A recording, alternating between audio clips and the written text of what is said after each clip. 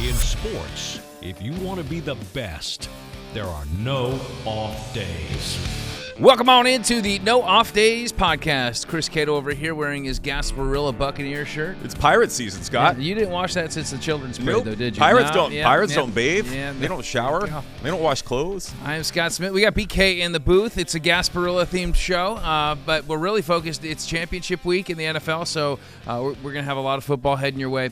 But a baseball story kind of popped up on my radar this week because, as a child, I collected baseball cards. As did I, yes. Do you still? I do not anymore, Oh, no. Nor do I. My son is getting into it, and I'm trying to figure out, I said, I don't know how much any of these cards are worth. Back in the day, we had a Beckett magazine. And It we'd would pick tell up us, the Beckett yes. magazine and it would say, okay, like this Carney King Griffey Lansford, Jr. is 83 cents, and and then you would never do anything about it. Right. You put it back in your little folder in the clear plastic. In the plastic folder. Yeah. And but anyway, so the big baseball card that came out this week, as I'm sure you've heard, Paul Skenes, a special Topps rookie card that's autographed, but it's not just autographed, Chris. It has a little patch, an actual game-worn jersey patch on the card. Right. And that thing was circulating. Topps had sent it out. There's only one. And it's one of one. It was finally recovered, and it was an 11-year-old in Los Angeles that recovered it. And now they're like offering king's ransom for this thing. So you're like, well, what's the open market? They? Who's the they that's offering? Well, as we know, the Pirates. They have put an offer out there, which it seems weird that the organization would want the card. Yeah, what are they going to do? I think with they're it? just trying to drum up some type of.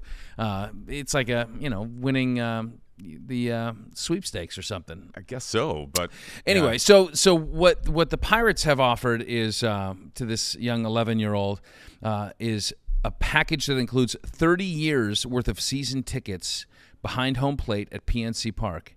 Okay, that's incredible. The value incredible of that, if you're a Pirates fan. Yeah, and then Skenes' girlfriend, Livy Dunn, who's a gymnast for LSU, she offered, in addition to that, her luxury. You could sit with her in the luxury box at a Skenes start. Okay, so that's the offer right now on the table. But you could play at the open market. You can kind of get it out there. See, hey, what. Maybe somebody else wants to buy it off me. What would you do? There's actually more. They've upped the ante. Do you want to hear this? Oh. So they've thrown in a meet and greet with Paul Skenes. Yeah. 2 Skenes autographed jerseys, and you get to host a softball game for 30 people at PNC Park. Yeah, no. So they're trying to sweeten. That's impressive for one baseball card. I do wonder if this 11-year-old is in Los Angeles. Don't think he's a Pirates fan. So I don't know that he is going to go for Pirates season tickets. I guess you could sell them and make some money off that. Yeah, you could. I don't know how attractive that is. Let's bring in BK. I want him to weigh in as well. So what would you do then? If you're 11-year-old Chris Cato, 11-year-old Brian King, you just unwrapped your Topps, you were interested in the bubble gum, but inside was a life-changing card. Yeah, here's a card with a patch on it. What are you doing with it? Are you selling it back to the Pirates? Do you have some other grand plan? You putting it on eBay? What are you guys doing? Chances are pretty good that 11-year-old BK wouldn't even known that he had that card and it was worth so much money. So, sitting on a fortune, didn't even know. You put it in his bicycle spokes. Probably done something like that, or just, it's a Pirates guy and thrown it away. Yeah, it's a silly patch on this card. I'm kind of, why are they giving, so much, money for it and everything? It seems like there's something else in it. We can talk about it. It's like a little Bitcoin piece somehow. You think there's some Bitcoin in there? Well, I don't know. It's just kind of odd that 35 years of season tickets behind home plate. But it's Pirates tickets, so how valuable is that? I think they thought, look, what's the reality that this is actually going to go to a Pirates fan that's going to be able to capitalize on 30 years. Yeah, Nobody's relocating for this, right? Yeah, we're not flying in for 81 home games. Have this card. Yeah, I think it's probably the idea is that they're trying to drum up some type of activity with it. But you got to sell it somehow. You got to sell it. If I'm 11-year-old Scott is looking for a way, I'm saying, Dad, can you help me sell this? I don't know if that's like a sell it with the Kool-Aid stand out in front of the house or how we're doing this, but we got to sell it for some actual. You want money. Cash. You want actual money. Yes. You don't want all this swag and these tickets. There's got to be a Pirates fan out there that says. But is it transferable? That's the key, right? Are the Pirates going to offer the same thing to somebody that buys it? Has the card has it been determined what it's worth? I mean, it's worth whatever the Pirates are assessing it at. But that's the. I mean, who else? Right. That's one route you could go. 11-year-old you could say, I'm going to sit on this. I mean, Paul Skenes just had a phenomenal rookie season. No, you don't want to sit on it. No, you don't want to sit on it. It's only going to go down. He said don't sit on it. All right. It's going to go down. Paul Skenes, heck no. Honestly, 11-year-old me would be a bad negotiator, I'm sure. As an 11-year-old, I would have probably said, hey, could I get a Super Nintendo for this? Or whatever the latest. Could I get a bag of nerds or something?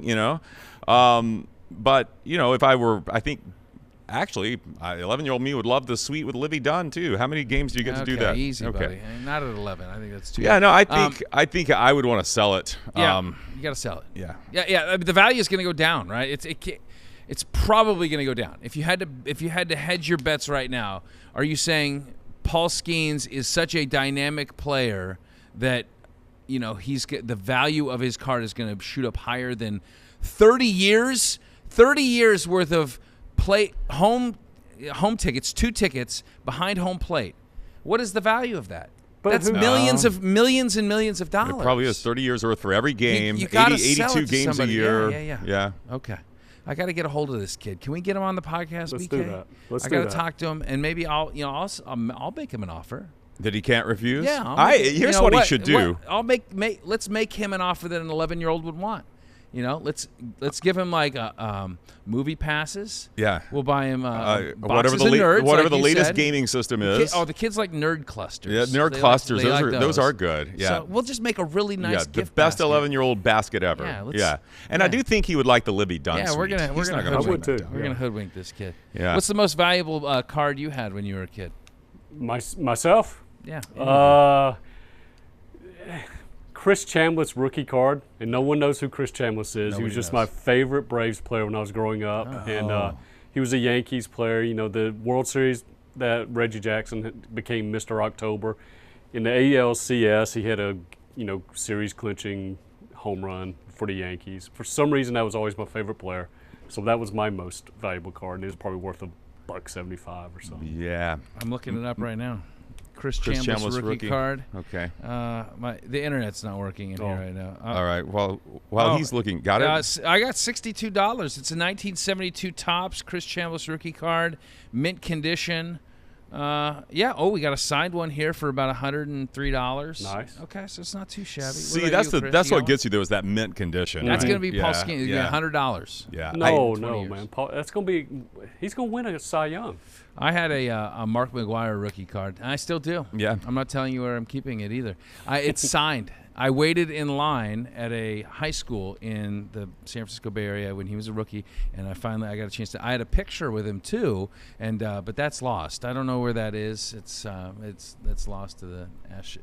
It's in the attic somewhere. I would have killed you at one time for that McGwire signed card. I've told you that, guys, this on the show. He was my favorite player as a kid. I collected all of his cards. I had I think 15 of his rookie card, plus his Topps U.S. Olympic baseball team rookie card. Yeah, that's the money one right there. That's the money one. And if I had sold those, if someone had given me good advice as an 11-year-old, when he was at the height of his popularity and he and Sosa were having the home run race, that's when I should have sold him. Yeah. Not before they found his steroids. Yeah, not you had after they found his steroids. You should have noticed that when you were like 14. You should have been like, he is clearly on steroids and his career is going to take a precipitous fall. And they're not going to let him in the Hall of Fame because he was doing something that actually wasn't against MLB rules. So I'm going to sell it now, and then you could have been sitting on a fortune. My most valuable card. Let me go. My most valuable card. I told you guys this before. 1958 Topps Mickey Mantle All-Star.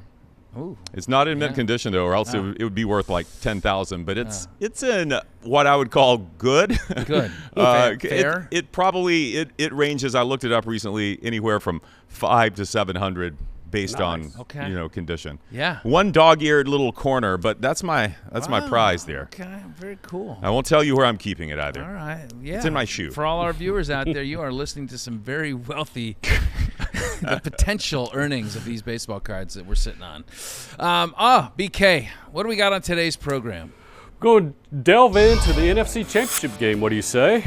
Going to check in with yes. Chad Ricardo, Fox DC. And then Breland Moore, Fox Philly. Okay. You got your work cut out for you. These two are kind of quiet on the quiet side, so you guys have to work your interview draw it skills. out. Yeah. We'll draw it out. Pull it out. And at the end of in the this show, we're going to try a new quiz game. A little face-off. We'll pair you and Cato head-to-head and see how y'all fare. Is this any different than any other game that we do? It's not, except you don't have to look at monitors that are different colors. Do we have to write anything on a whiteboard? There's no whiteboards. There's nothing like that. We can do that. But it's like Trivial Pursuit. Are there pie pieces that we're filling in along the way? It always goes back to pie. It does. Or cake. All right. It'll be fun. It may be a one-time deal, but we'll see. All right. Very good. Thanks. guys. If you're listening and you want to watch, go to fox13news.com/nodpod. If you're watching and you want to listen or subscribe, take out your phone, zap that QR code in the bottom right-hand corner of the screen, and you can find all of our shows. Please subscribe, fox13news.com/nodpod. We, of course, invite you to leave a 5-star review as well. So we kick this thing off by, talking about Paul Skenes a lot. But then let's get into college football because we've crowned a new champ, Ohio State. They rightfully take their place at the top. Now, the way that this team played down the stretch, I don't think that there is another team that was more deserving, that was better. I think that they proved it throughout the playoff. They have certainly had their hiccups throughout the course of the regular season. Their loss to Oregon, their loss to Michigan, but they turned it on. And this was the team that at the beginning of the season, everybody was saying, okay, they're so loaded, they're going to win it. Of course they're going to win it. And then they proved everybody that picked them at the beginning, they proved them right at the end. But I just, if you could take any team, Notre Dame, I thought, came back valiantly. It looked like it was going to be a complete, beatdown, and they fought back and they made it interesting down the stretch. But if you could take any team and place them against Ohio State for a better championship game, do you think you could find one? I don't think we could, really. I think what you said there is very true. And who is more deserving than they look at the teams they beat to get that national title. Tennessee, a lot of people said, Tennessee's going to upset Ohio State or at least give them a close game. 42-17. Rematch against Oregon. Oregon's the number 1 seed. 41-21. And then the Texas game, this is the one where I think Texas is actually a better matchup than Notre Dame. But the playoff gave us that. It just gave it to us in the semifinal. That was, if you look at all the metrics in that game, total yardage was almost even, first downs almost even, time of possession almost even. Those two roster-wise are, as Texas has almost as much talent roster-wise as Ohio State. I think that was the best matchup of this field. I can't find another team that I think would be better suited. Can you? I think if you get like an Ole Miss on a good day, maybe Alabama on a really good day, those are probably the only two teams that I think could make it interesting. I mean, Georgia, if you got a healthy team, if you got a healthy quarterback, Carson Beck, then maybe I put Georgia in that spot.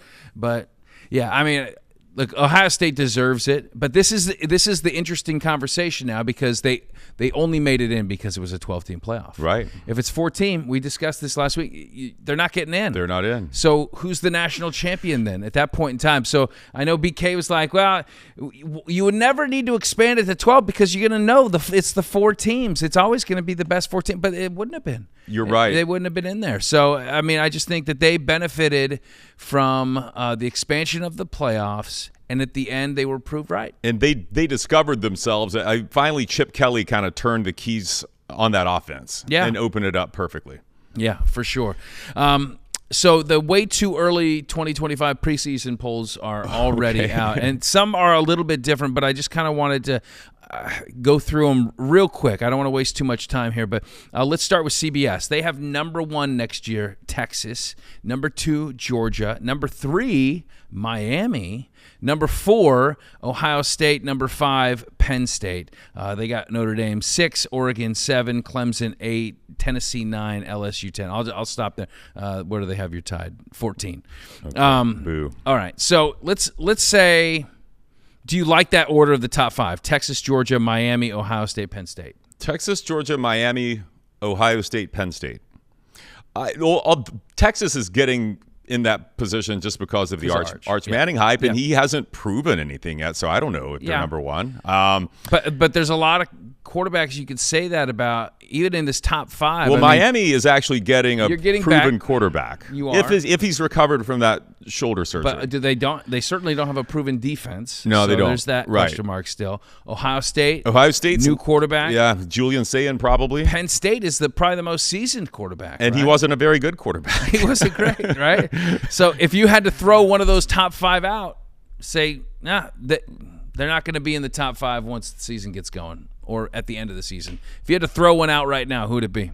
Give me my 5 again. Texas. So Texas, Georgia, Miami, Ohio State, Penn State. Let me see if ESPN has a different tough. They have Ohio State, Texas, Penn State, Notre Dame in at 4, and Georgia in at 5. See, I was going to say Miami in that first poll was the one I would throw out just because we haven't seen it from them yet. Okay, then let's disregard that. Let's go to the ESPN one.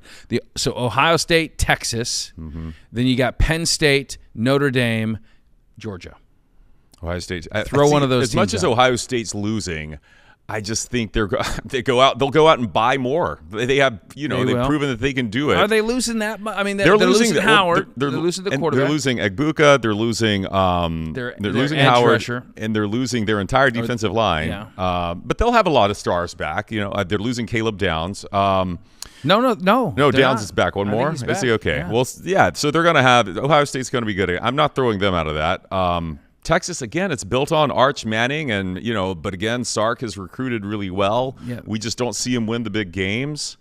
Was Penn State in that grouping of 5? Yeah, they're probably the ones. And until I think Penn State benefited from a light Big Ten schedule. What about Notre Dame though? Notre Dame loses Riley Leonard. They do have Jeremiah Love comes back. So their running back, their run game is solid. That's back, and their quarterback that is supposedly going to take that job is C.J. Carr. He's the grandson. Lloyd Carr's grandson. Yeah, how about that? I think one thing, if I'm a Notre Dame fan, is that offensive line played so well down the stretch with injuries, but they had a lot of freshmen who came in and contributed. I think if that offensive line's really good again, which I expect it to be, they'll have a good run game. And whether it's, Carr or Steve Angeli was pretty good in the one game he played as quarterback, and I think Notre Dame is going to have a good defense every year. We're in agreement. I think let's throw out Penn State. Yeah, let's toss them out. Yeah. Plus, they also have to play. I think they have Oregon and Ohio State during the regular season. They will. So they were tiptoeing through the tulips this year. Yep, so we tossed them. Yeah, absolutely. All right, it's time to get in some college football. NFL. The other one. I'm ready to talk about NFL. Coming up on the other side, we're ready to dive into this NFC Championship game between the Commanders and the Eagles. Stay with us. We're going out to the nation's capital next.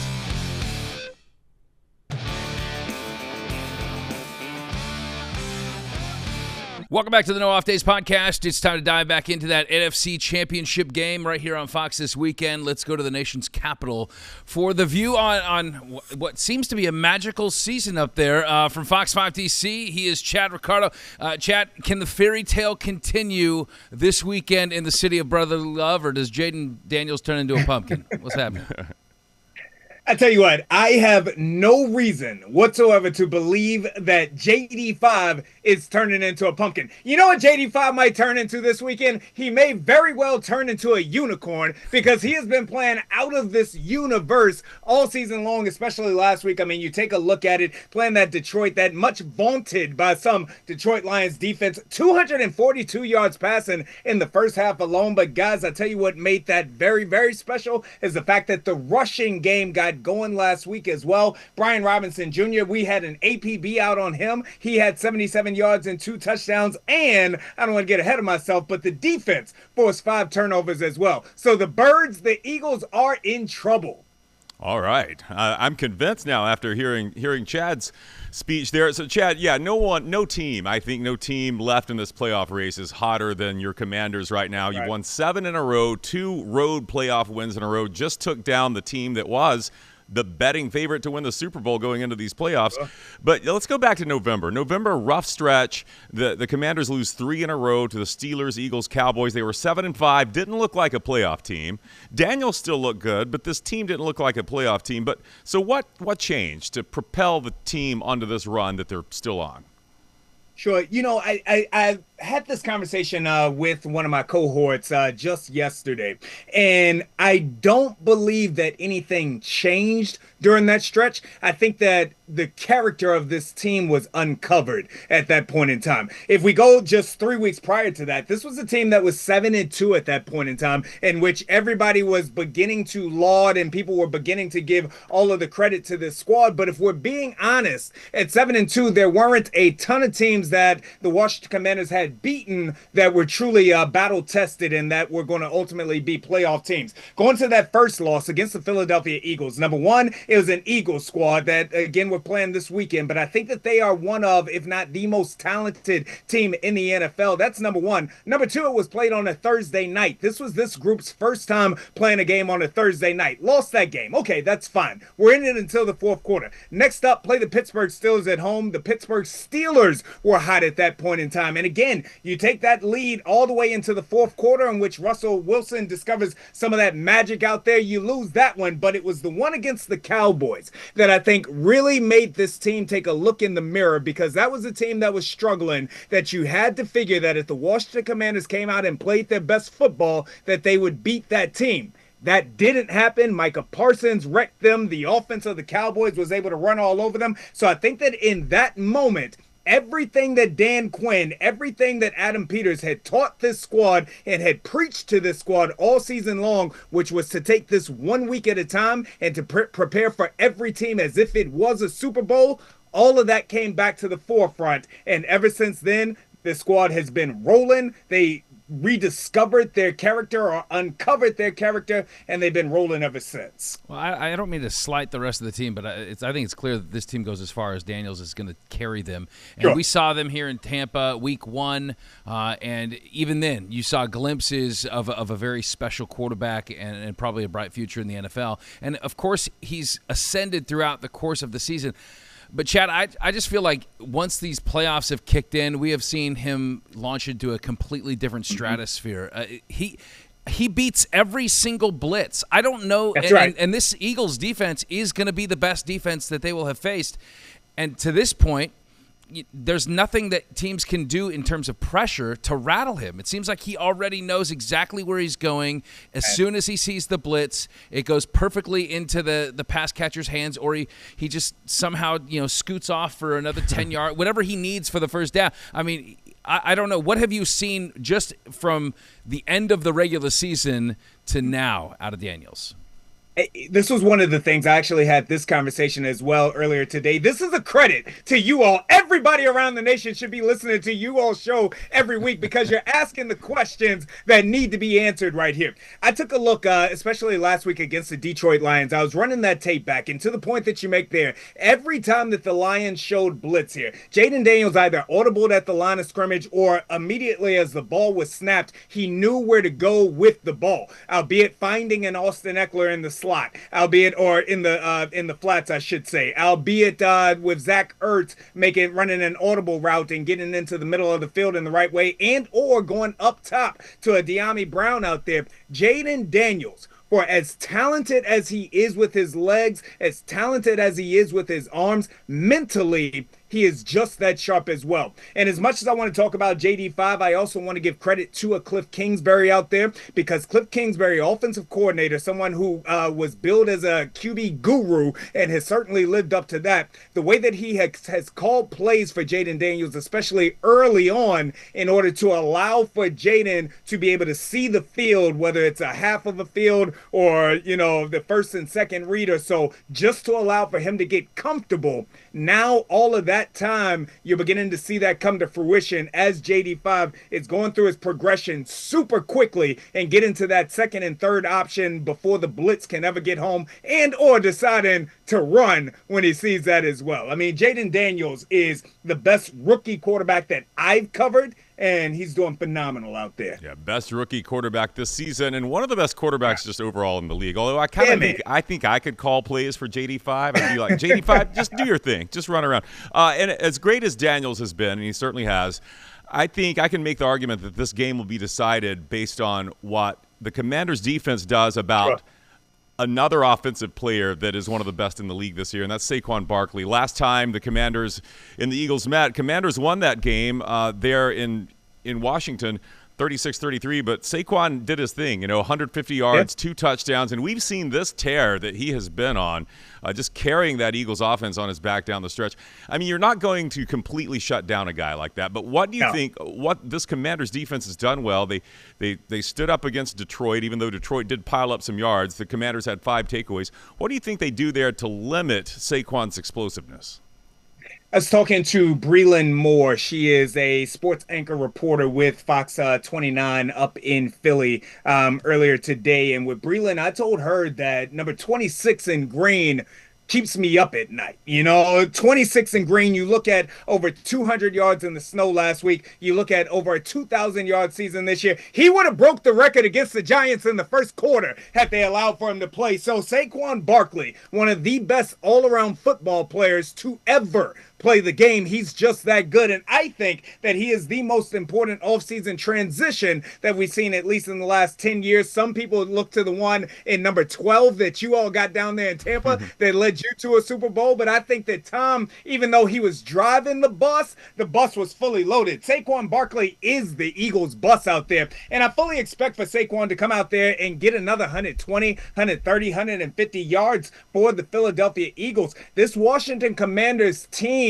has been porous against the run all season long. We saw Bucky start to get going when they was playing the Tampa Bay Bucs out here. We don't beat teams by stopping them on defense. We beat teams with our offense. What the Washington Commanders are going to have to do is they're going to have to go on these 12, 13, 14 play sustained drives in which on every single one of them, because we go for it on 4th down, we're getting points, preferably 6s out there until we can get the Eagles down by 2 scores, and then they have to pass the ball. And at that point in time, Jalen Hurts and this Philadelphia Eagles offense, they're completely out of sync in terms of passing the ball. I told Breland earlier today that I have no concern about Philadelphia dropping back to pass. They are better off having Kevin Hart calling plays out there. They're better off having Will Smith as the wide receiver and Gilly the Kid being the quarterback out there, because Jalen Hurts is not finding Brown. He's got 3 catches total in 2 postseason games. That's unacceptable. The Washington Commanders will get up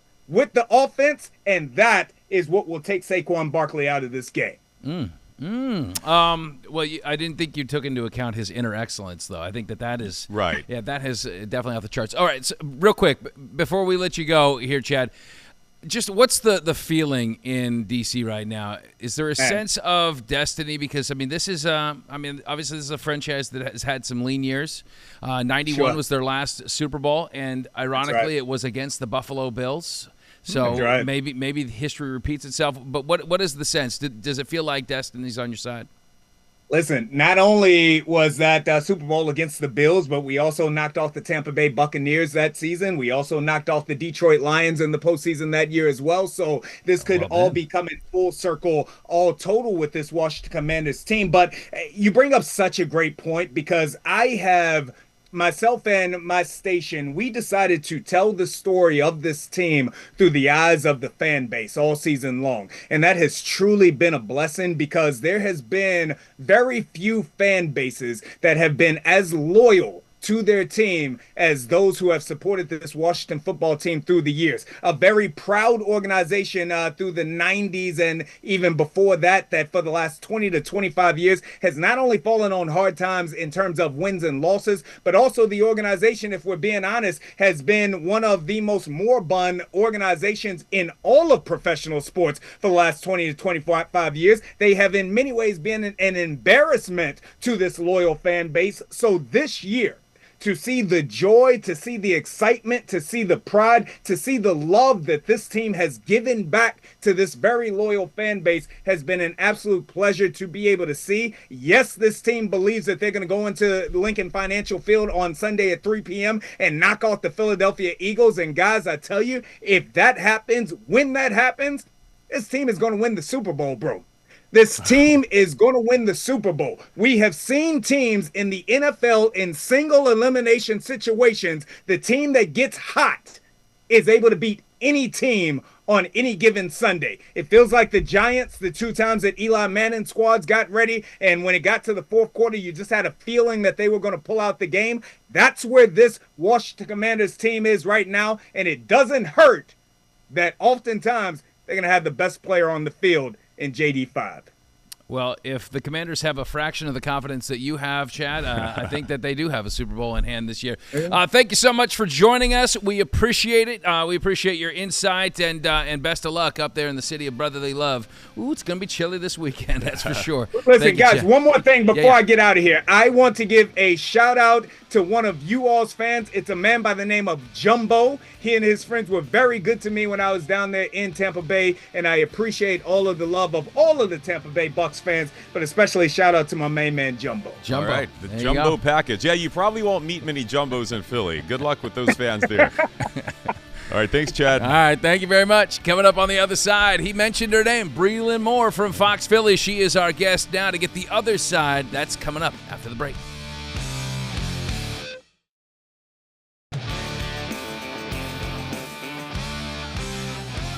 Welcome back to the No Off Days podcast. Last block, you heard Washington's angle and a very confident Chad Ricardo saying that this is a Super Bowl team, the Commanders' Super Bowl team. Perhaps our next guest has something to say about that from Fox Philly. We welcome in Breland Moore. All right, Breland, so, he was very, very confident. Chad saying, hey, this is Super Bowl. It's a team of destiny. I would imagine that the folks in Philly feel a little bit different.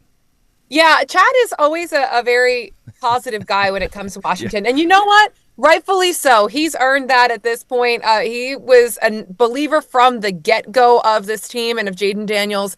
And so he's earned the right to talk his talk, okay? That being said, yeah, definitely. I think Philadelphia is the more experienced team here. And I think the road to New Orleans unofficially ran through Lincoln Financial Field. The players had been saying that from the jump, and now it's officially true. And I think everything is really lining up so nicely for this team that their own destiny is really in their hands. It certainly looks that way. One reason I think Chad was so confident in the Commanders' victory that he's calling for over the Eagles there is he felt that the Eagles' offense is limited, and this is something that we've heard from a lot of people recently when it comes to the passing game, right? It just doesn't appear that Jalen Hurts and his receivers are on the same page, and the question being, can they keep winning this way with great defense and great Saquon, but not much else on offense? I think they can. The passing game is not terrible. I think everyone keeps looking at Jalen Hurts this week and they're like, oh, he only threw for 128 yards. Okay, well, Josh Allen only threw for 127. It's part of it, and unfortunately, you're not going to be able to feed everyone all of the time. Saquon Barkley is incredible, and defenses don't really seem to have an answer for him. So you have to feed him. That is the way that things are working right now. My main concern, I really don't care what the stat sheet looks like. My main concern is if Jalen Hurts takes care of the football. We saw it get after Justin Herbert, 4 interceptions. Jared Goff, same thing. You must take care of the football in playoffs. You cannot turn the ball over, and Jalen Hurts has really been solid, honestly, ever since the bye week of not taking unnecessary risks and turning the ball over there. If that means A.J. Brown and Devontae Smith have relatively quieter days, sure, so be it. But, you look back, and Jalen's been criticized all season long, but we've seen 100-yard-plus games from these receivers. It just happened to not shake out that way here and there. I have full confidence in this offense, and I do think that they'll be able to win in various different ways. And however they need to get it done, they get it done. But Washington didn't really seem to have an answer for Saquon the first time around. And the second time, well, that was the Kenny Pickett game. So I kind of put a little asterisk on that. So, I absolutely expect to see another healthy dose of Saquon Barkley, but I am by no means counting out Jalen Hurts, Devontae Smith, or Dallas Goedert for that matter, because we've seen him have a couple big plays as well. For as good as offenses have been against this Washington team here in the postseason, I would argue that the Bucs played them pretty well offensively. I thought the Lions put up some points and yards against them. It really comes down to the defensive answer for Jaden Daniels. He is so difficult to corral. And you guys, you did get a little bit more of a taste of that in your most recent meeting to Washington, and it was a game that you guys lost. But from the Philly defensive perspective, who are you looking at to step up, to have a big game, to be able to control what has been something that teams have not been able to control, and that is Daniels doing whatever he wants? Yeah, I think the person who I'm really taking a peek at, and we saw a little bit of him last week, but Oren Burks is in for Nakobe Dean. That was a massive loss for this defense, not only on the field, but off of it as well. Nakobe Dean, he had the green dot, but he was also just a general and a leader on that team and somebody that guys look to. And when you lose a piece like that, that's extraordinarily detrimental. I thought Oren did a serviceable job this time around. I thought he played well against the Rams. Now I'm looking for him to kind of build on that and play even better with Zach Bond there as well in that linebacker unit. Jalen Carter also has played phenomenally well this year, and he needs to have yet another big game. And then, of course, I'm looking at those youngsters, right? Quinyon Mitchell, who is apparently going to play. He said he was okay. We'll see how that goes. We haven't gotten an injury report yet this week, of course, but we'll know later on whether or not that is indeed the case. Quinyon Mitchell and Cooper DeJean going to have to step up as well. But this defense has been operating on such a high level since that bye week, really, that they play really well, and I expect nothing less than their absolute best. Breland, give us the fans' perspective. I know this is, different for you because, or maybe it's not different, maybe it's even more special for you because you grew up in the Philadelphia area. And you grew up an Eagles fan. And, the Eagles, we were hearing from Chad earlier describing just the fervor in the D.C. metro area because the Commanders haven't been in this position since 1991. But, the Eagles, this is a fan base that kind of expects to be here. You've been here several times in recent years. So is there that same, what's the excitement level there in Philadelphia right now with a division rival coming to town? This isn't another NFC team that you're getting. This is one of those teams that the Eagles circle on the calendar and want to beat twice a year and 3 times if possible.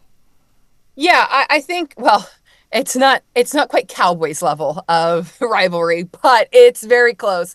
I think, yeah, that's been the expectation this entire season. When Saquon Barkley came to Philadelphia as a free agent, that immediately was the expectation to be in this conversation and to be in this contention. And I was talking to CJ Gardner-Johnson after they punched their ticket to the NFC Championship, and he was like, you know what? This one is for Nick. This one is for Jalen. This one is for every single person who told us we wouldn't be in this position, because everybody seems to want to find fault with this team, but y'all don't find fault with Buffalo or Kansas City or anybody. For some reason, we're not the team that's built to be here. Well, guess what? Here we are. And that's kind of the mindset, I think, of the fans as well, when we've watched this team week in and week out and have heard the criticism and heard the critiques of this team isn't winning the right way. Jalen Hurts, is he really a serviceable quarterback? Is he really in the elite category? And so I think, no one likes us, we don't care is 100% making it a reemergence here during this playoff run. And fans are really leaning into that once again. But yeah, we expected this team to be there. They are meeting the expectations. And now that things are, like I said, are falling in their laps, now they just have to go out and execute. And so the pressure is on, but I think this team has proven multiple times they can rise to the occasion. And I don't think fans' expectations are too out of pocket or too great for this team. This is where we wanted them to be and where we expected them to be. Washington, I feel like they're kind of playing with house money at this point. No one expected this, and now they're just kind of riding but this is where the Eagles should be, and this is where fans want to see them. Chad Ricardo expected it. Yeah. Who needs this win more, Nick Sirianni or Jalen Hurts? From a outside pressure standpoint. I mean, honestly, I guess both of them. I mean, they both need to win. I mean, everybody wants to see them go back to the Super Bowl, but I don't really know. I from an outside perspective, I guess it would be Jalen. But that's not really, I don't really think anyone internally in terms of like job security or anything are feeding into that. The narrative surrounding Nick Sirianni at the beginning of this season was that he should be fired and he should lose his job after a 2-2 start. And here he is leading this team to the NFC Championship. By the way, that entire time, that entire 10-game win streak, he was not in the conversation for Coach of the Year or anything else that some of these other guys were getting in. And I fully believe that he should have been in that conversation. But I don't think that the Eagles feed into the external noise of, we really got to fire this guy or this and that and the third. Because if they would have done that, then I think they clearly wouldn't be in the position that they are right now, because they would have fired Nick Sirianni week 5. Right. She is Breland Moore. Do you have your copy of Inner Excellence, by the way? Did you get one? No? I am not a self-help book Okay. person. All right. But I have picked up, the boys do give me some book recommendations here and there. So I take all of the fantasy, the sci-fi, all of that stuff, and those are on my shelf. But A.J. Brown's going to have to keep that one for him. Very good. Great. She is Breland Moore from Fox Philly. We appreciate your time. We're looking forward to this big matchup coming your way this weekend right here on Fox. Thank you so much. Absolutely. All right, coming up on the other side is our fun block. BK has constructed a brand new game, and he was trying to explain the rules to us. Let's see if we come any closer to understanding what it's all about. I had a blank look on my face as he was explaining it, so we may need another explanation. Coming up next.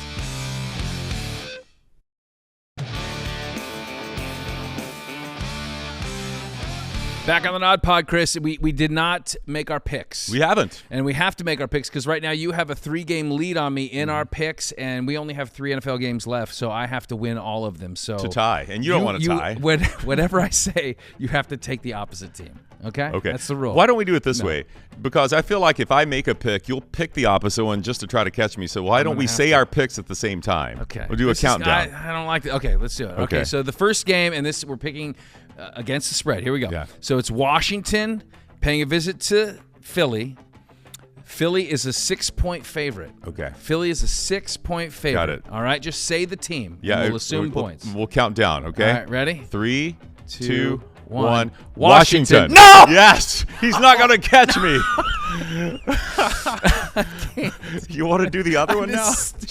This stinks. I trapped him. You were reading my lips. I was going, whoa. All right, here we go. All right. The other one. All right. Buffalo at Kansas City. KC 2-point favorites. All right, ready? Yeah. 3, 2, 1. Chiefs. Kansas City. We Dang said it! Golly. That means the Bills are definitely going to win. We can't do this. We can't do this. You can take those. You take them. I'm switching it. Even though my heart tells me that you're going to be right. You're officially switching. Just yes, to be I'm opposite officially switching. So I'm taking Philly. They're going to win by at least 6, and then as much as you just gushed over Jaden Daniels, you're gonna.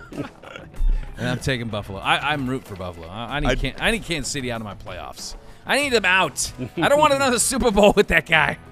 All right. Anyway, Okay. So it would be fun to see the Bills win, but I kind of think we've seen this script before. All right. Okay, our game for our game. It's going to be like a face-off type game, okay? I'm gonna like give what you, we just did, kind of. Yeah, just exactly. That's a good practice for this game. What I'm going to do is give you a topic, I guess, or a list of certain items, and then you and Cato alternate naming off these items. So Okay. I could say, name a hamburger fast food restaurant. Wendy's. You'd go Wendy's, Scott would go McDonald's, and you go, back and forth. If someone duplicates it, or if someone cannot come up with an answer or says a wrong answer, they're out. How much time do we have? Like, what's reasonable? Let's go quick. Let's kind of make it quick. Let's don't sit there. You 20 just seconds. tell it. Then you are the official. I'll be the official. Okay. So you think you're ready for this? Okay. No, I don't. Let me think. massage. Who's gonna go my- first? Starting first. Let's get Cato first since he's leading the picks. All right. All right. You ready for this first one? Yeah. Pro teams. This is NFL. All the big 4 pro teams that are birds.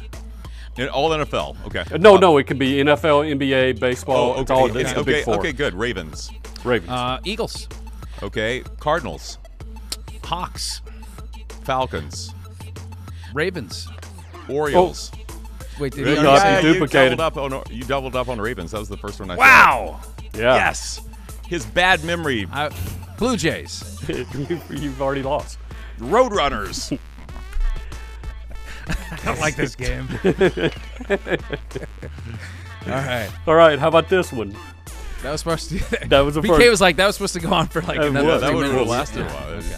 Okay, this is a list of sports Okay. that have net. Like a net is a big part of this Okay, thing, all right, okay? okay, So it's pretty obvious. All right. Starting with me. Yeah, you go first, Basketball. Scott. Correct. Soccer. Hockey. Correct. Lacrosse. Tennis.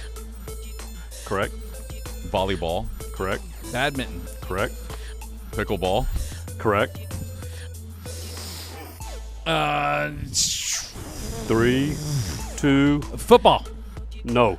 There is a net behind That is the not uprights. part of That's the a game. warm-up apparatus. That yeah, it's just, you could have kicking said nets? backstop in baseball, and that wouldn't count. But hockey, ice hockey. I think we We said- said we hockey. You said hockey. How yeah. about water polo?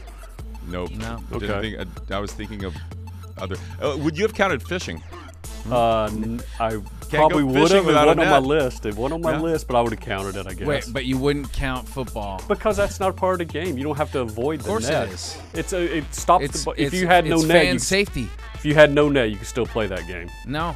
Could you make the argument for the kickers warm up with that net on the sideline? Yeah, Like they have that gotta net warm too. up. There's No, multiple no. nets. Yeah. How about that, No, I don't know. I don't know. Mariah? Don't ask her. No, she's. Okay, let's get this next one in. How about this? all It's right. much easier. Okay.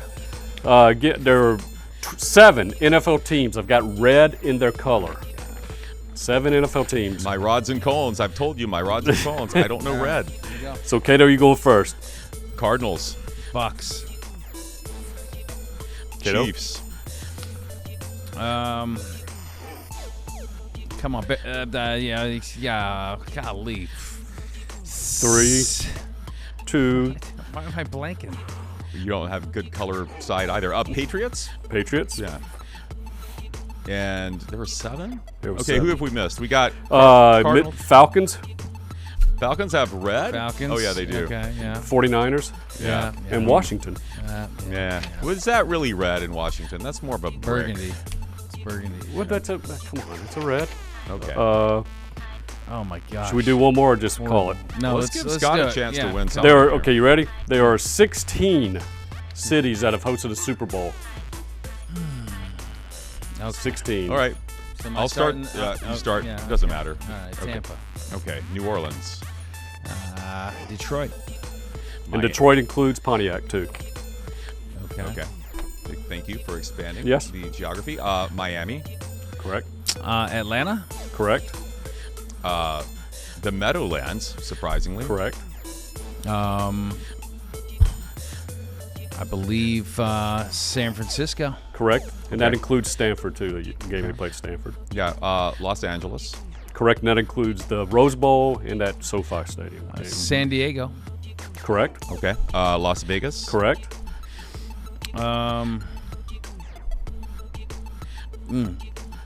Charlotte. Nah. Nope. Did y'all say New Orleans? Yes. Second one. Okay. Indianapolis. Correct? And Minnesota. They hosted one in the old. That's right. Correct? The old Metrodome. Houston? Dallas has to, right? Dallas? Yeah. Yeah. Dallas. Is Houston? And Houston. Phoenix. Did we Houston. say Phoenix? We did say Phoenix. I think y'all got them all, guys. Yes. Yeah. It's a good job. Vegas, I thought was what you will forget. Did we say Tampa? I lost. Yeah, that was the first one I said. I lost every single one of those.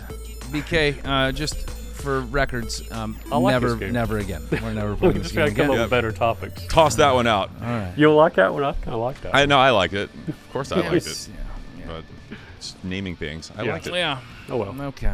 Thanks, All right. guys. Thanks, BK. Thanks, BK. All right. Hey, much thanks to our guest, Chad Ricardo from Washington, and Breland Moore from Philadelphia. We got quite a Donnybrook this weekend. And much thanks to our studio crew. Mariah over there on the jib. We got Chris on the ones and twos. We got Ronnie back there again, still baking that kitty litter cake. For Chris, I'm Scott. Until the next time we're on, there are no off days. Not even for pirates. Pirates don't get I an know. off day. You got to know. You gotta go pillage. Arr.